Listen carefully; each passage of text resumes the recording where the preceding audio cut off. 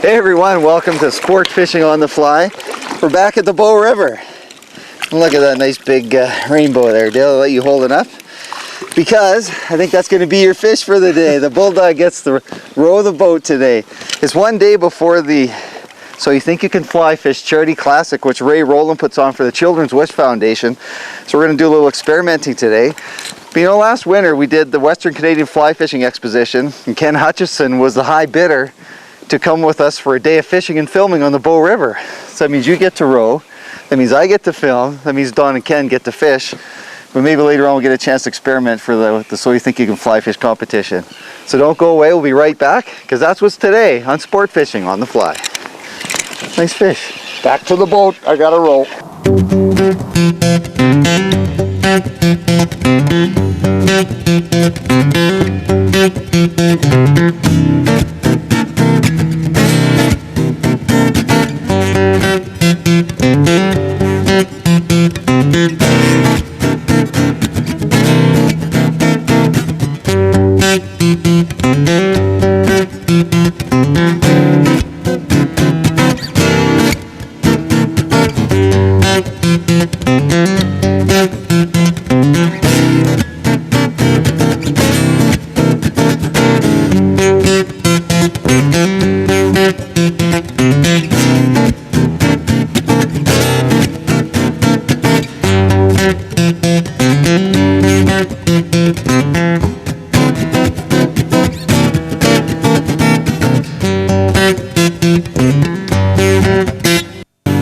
Sport Fishing on the Fly is brought to you by G. Loomis and by Islander Reels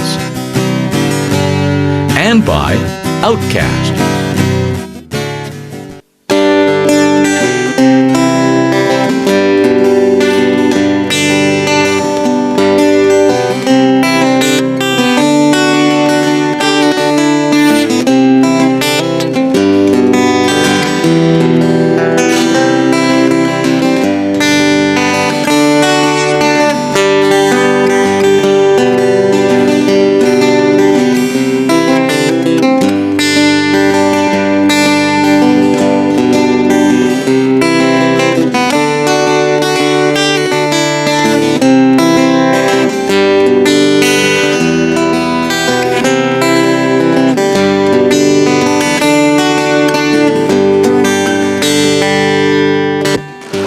This one must be over 16.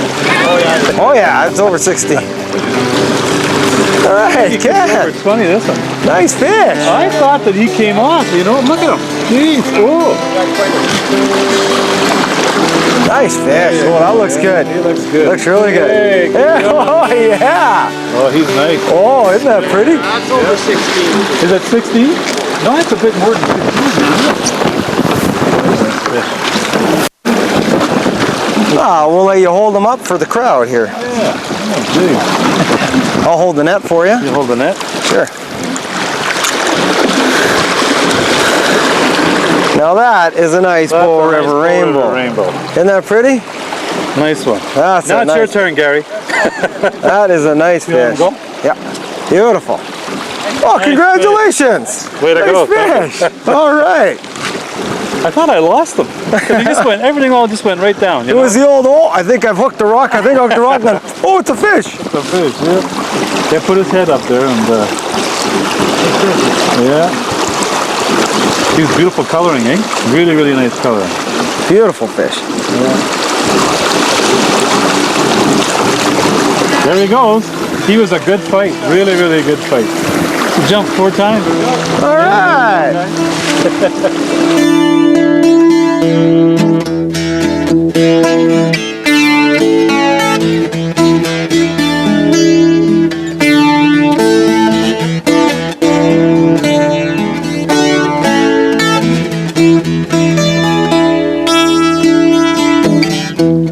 Here he goes. Here he goes. Whoa.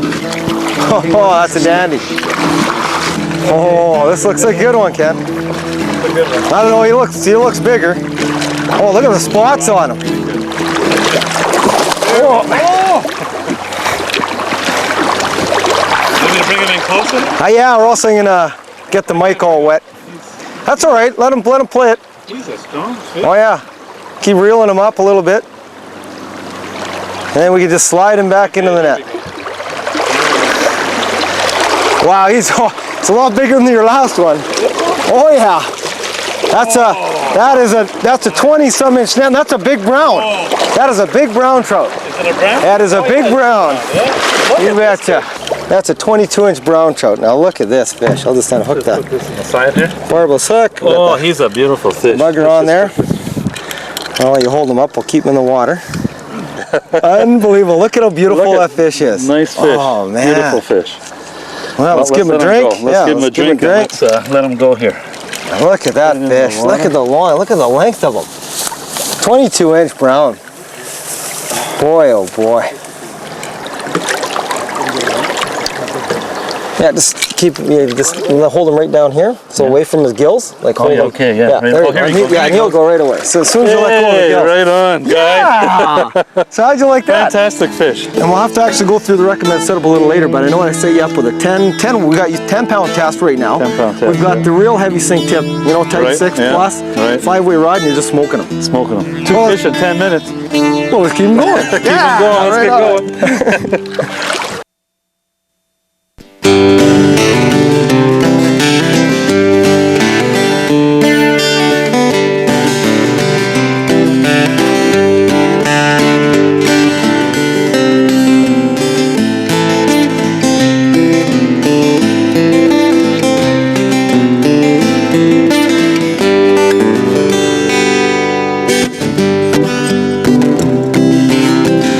On the bench, we're at the Calgary Fly Fishing Symposium, and we're joined by Robin Sheridan, and he's going to tie us up what he calls an RS Quad Blue Wing Olive, a very original pattern.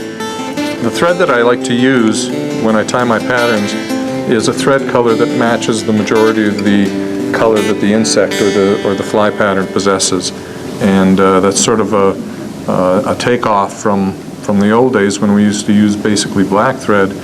And I think that was probably because there was a lot of difficulty with the dyeing process. Now, one of the triggering characteristics, and this is mainly from Rene Harrop, is a trailing shuck.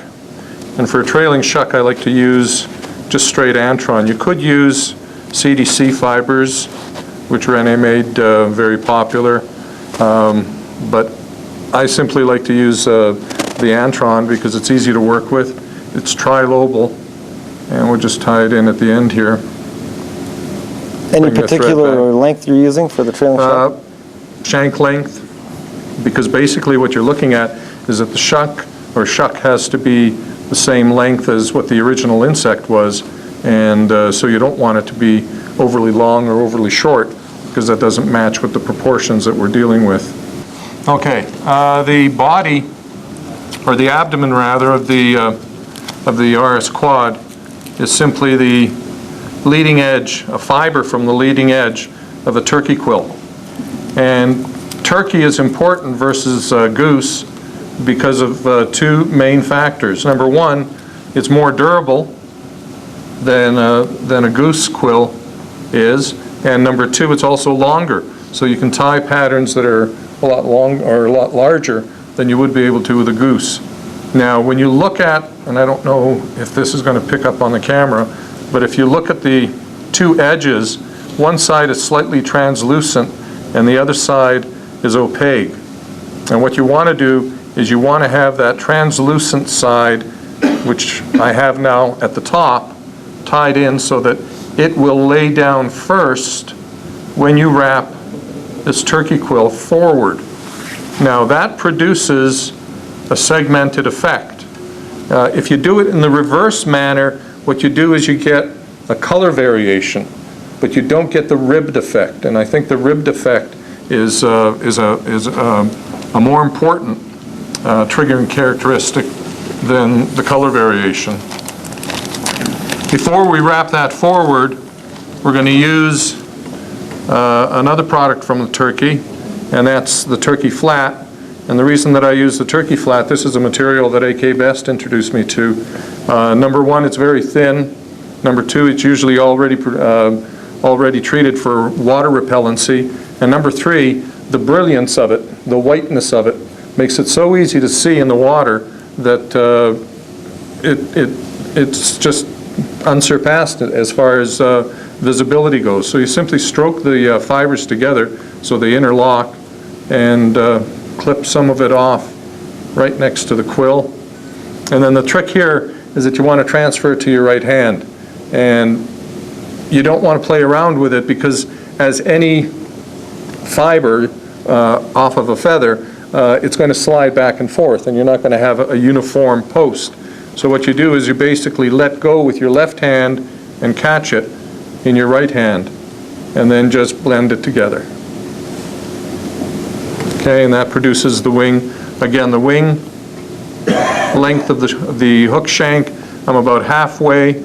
I usually like to put the wing in at about 2/3 of the way up the hook shank. Just pinch that down and wrap backwards, because you don't want to start losing space in front of your eye, because we're going to deal with the thorax yet. And again, take the materials, cut it at an angle, because we're dealing with a mayfly. And because it's a mayfly, we want to make sure that we maintain that taper all the way through to the thorax. Cover the stubs up. Bring the wing forward. Build a thread dam in front of that wing. Now we need to wrap in our abdomen. And again, the clear side, or the translucent side, is facing the eye of the hook.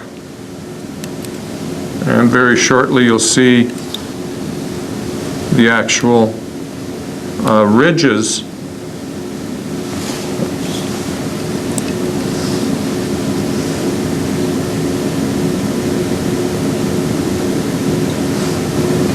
that begin to develop.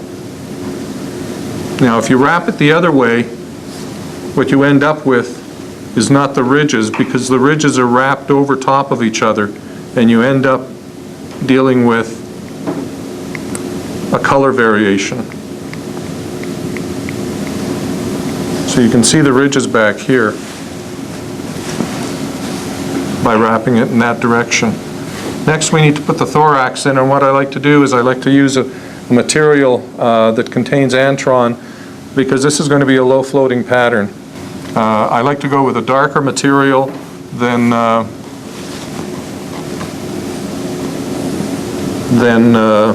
the abdomen. And this is basically just straight antron with some rabbit in it.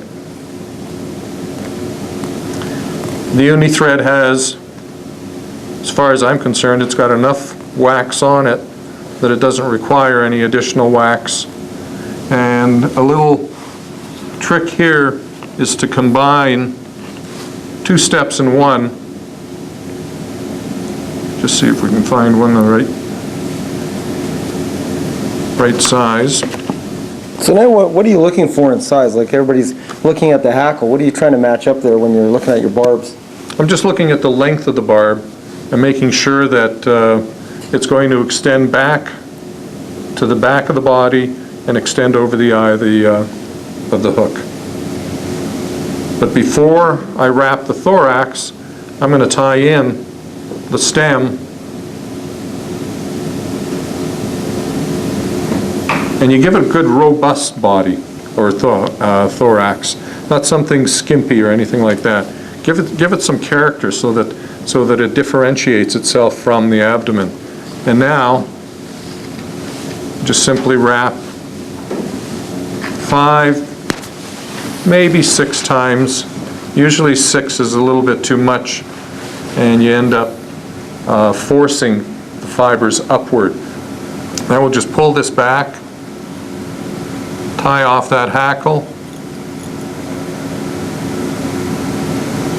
clip it away, and then we'll just whip finish it, and that's the finished fly. So now this is going to imitate a blue-wing olive, obviously, but it can imitate many other mayflies also. Any mayfly can be imitated with this pattern by just simply changing the material. If you wanted a red quill, then you'd use the red quill color from a turkey biot. And of course, red thread or orange thread. Green drakes work, brown drakes, gray drakes, PMDs are very popular. It doesn't matter what mahogany done.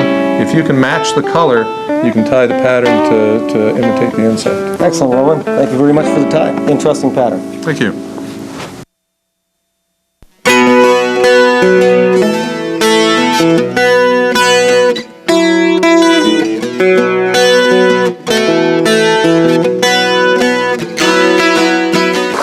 I get to take a break from the cameraman to catch a fish. Actually, you know what we're doing is it's the day before the one fly competition that Ray Rowland puts on. It's a good charitable donation to the Make-A-Wish Foundation. That's really why he does the thing. It's a great cause. And it's tomorrow, so we came out today to do a little pre-fishing, and luck would have it, I get to fish a nymph for the day. Everybody's allowed one fly, but somebody has to fish a dry, which is Don, unfortunately. Somebody gets to fish a bugger, which of course Dale gets to do, and that means somebody has to fish a nymph, which I was the lucky recipient of doing that. So I've been trying to see if I can make this Box Canyon Viagra work here, and I finally got one. I finally picked one up. It's getting close to 4 o'clock in the afternoon, which is just about the right time for the fish to start turning on again. And there's a nice healthy rainbow for you.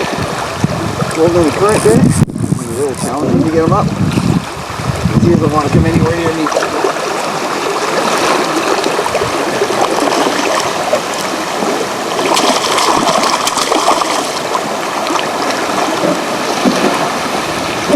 Come and grab a net too. I don't think I'm going to get them elsewhere. Thanks, Chris. Alright. Wow. Nice fish? Yeah. Very nice fish. Nice big rainbow. That's good, Gary. Got it. Thanks. Yeah. Look at that. It popped out just like that. Weeds out there. Get my net so it doesn't go away. Nice, probably 20-inch rainbow, something like that. 19, 20 inch. Back in the water. There he goes. Right under the boat to revive. Thank God for this. Good tippet. Here we go. Heads up now.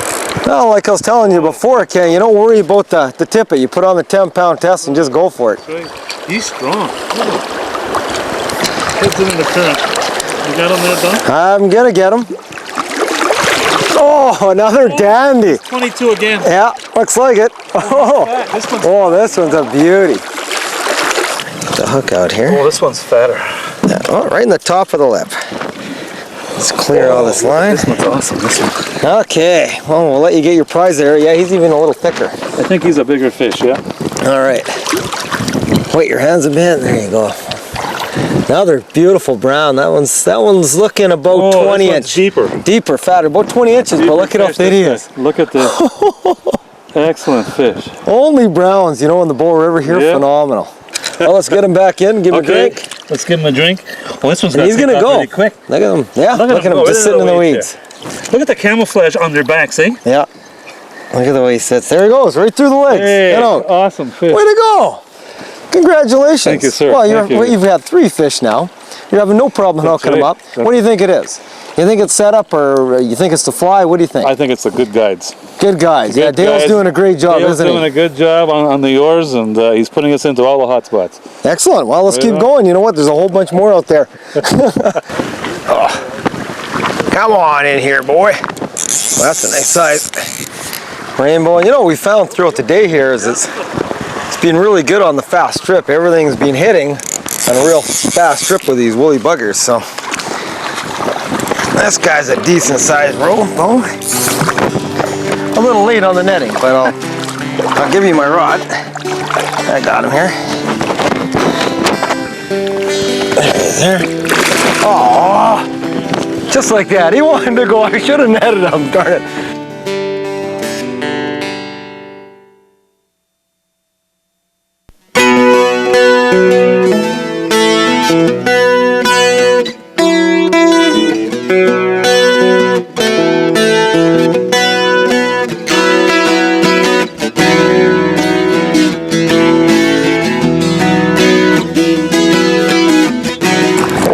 Mine's way, way down there. Yours is way down there. Oh, mine's gonna go again. Look at him go. Well, you know what we'll do is we'll probably let yours go first, and then we'll head down to mine. It's never a bad problem to have, is it? Look at, we got Dale the netter. Dale the professional netter. The bulldog could net him for us. Right on. Well, and you called it too. You know, we came into this real nice pocket, a little bank on the just on the far wall there, on the far seam, and Dropped it in and... yep. Hey, All right. look at that. That's a nice one. He's easily... Well, he's about 22 also, eh? Oh, look at the back on him. Oh, nice fish. There's a nice rainbow. Hold him down the water again. Geez, you caught the nice browns today. You got the rainbow. Oh, he's a nice fish. Oh, isn't that nice? Beautiful fish. Pretty fish. Yeah. Wow, that's a Let's nice go. one. Let him go here.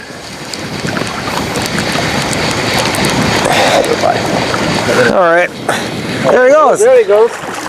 Let's go to the second fish. Had a double header on there. Oh, that's why he's tough. He's kind of in the side. Oh, yeah. Yeah. In the side. Oh, he's another nice. Oh, another yeah. 22-inch fish.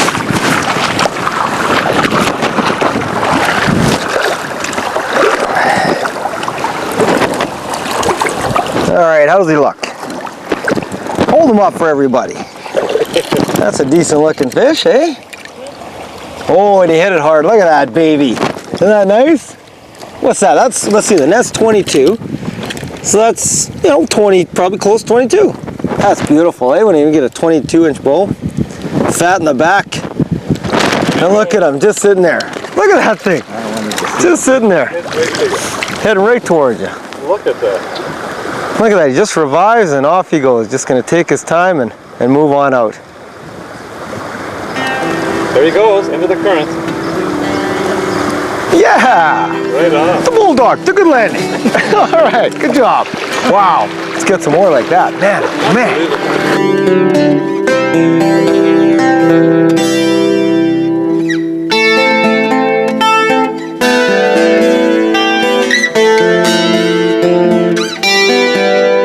Ken, I want to thank you for coming out.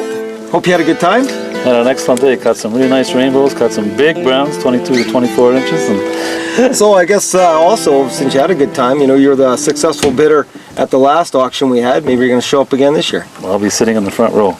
Good. Glad to hear that. When you come to the Bow River, make sure you take care. It is big water out here. Conserve our waters. Keep the fishery the way it is. It's turning out to be a really good fishery. We'll see you next time when we take you sport fishing on the fly. Thanks again. Take care. Sport Fishing on the Fly is brought to you by G. Loomis and by Islander Reels and by Superfly.